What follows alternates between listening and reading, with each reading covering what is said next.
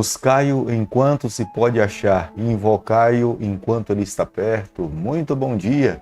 Com essas palavras da palavra do Senhor, nós começamos mais um dia, tendo a certeza que nós temos um Supremo Pastor que está ao nosso lado. Quando nós o buscamos, ele nos socorre. Quando pedimos por auxílio, ele está pronto a nos socorrer nos momentos difíceis da nossa vida.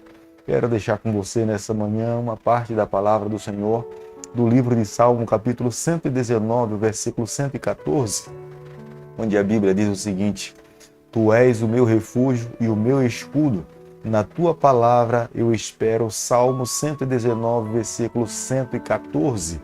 O Senhor é o nosso refúgio, Ele é o nosso escudo. Na sua palavra nós esperamos conforto e forças para vencermos as adversidades no decorrer do dia. Quero nessa manhã pedir ao Senhor que aonde você estiver, a mão do Eterno esteja sobre a tua vida, protegendo a tua família, te amparando e te concedendo esperança para que muito em breve, quando o céu se abrir, nos encontremos com o nosso Salvador e vivamos com Ele por toda a eternidade. Nesse canal nós estudamos um capítulo da Palavra do Senhor a cada dia. E nessa manhã eu convido você a ter nas mãos a Palavra de Deus no livro de Jó, capítulo 10, o versículo 1. A minha alma tem tédio, a minha vida darei livre curso à minha queixa, falarei com amargura da minha alma. Eu gostaria de nessa manhã fazer uma pergunta a você.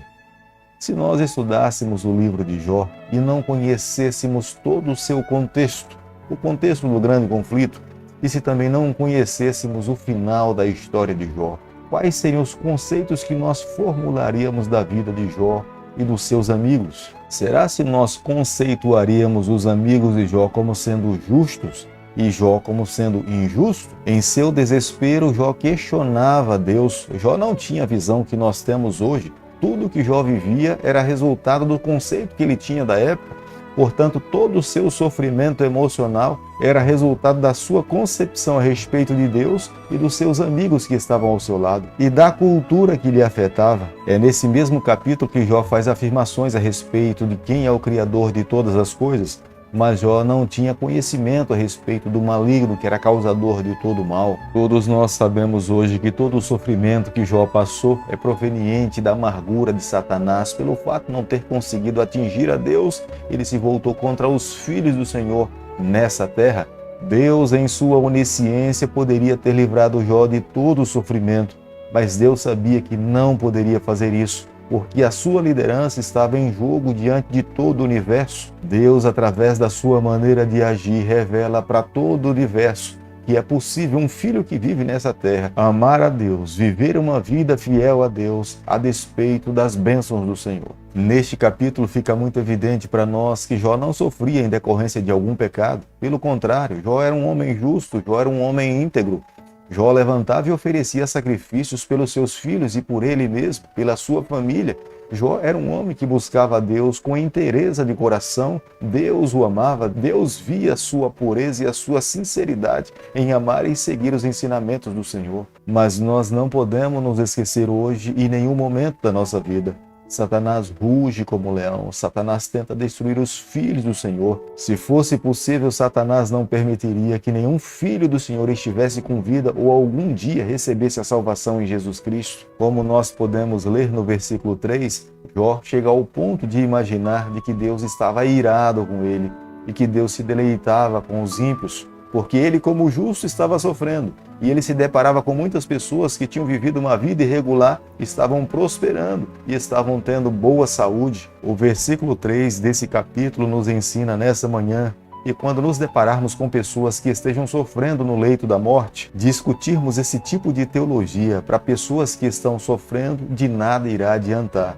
O que de fato elas precisam é ser abraçadas, é serem acolhidas, é amá-las, é ajudá-las a ter esperança no Senhor e esperar a resposta do Senhor. É o próprio Jó que, depois de ter dito tantas coisas, ele acaba se arrependendo, confessa a Deus e Deus lhe concede o perdão para que ele tenha continuidade na sua trajetória. Jó, capítulo 10, o versículo 17, a Bíblia diz o seguinte: Tu renovas contra mim as tuas testemunhas e multiplicas contra mim a tua ira.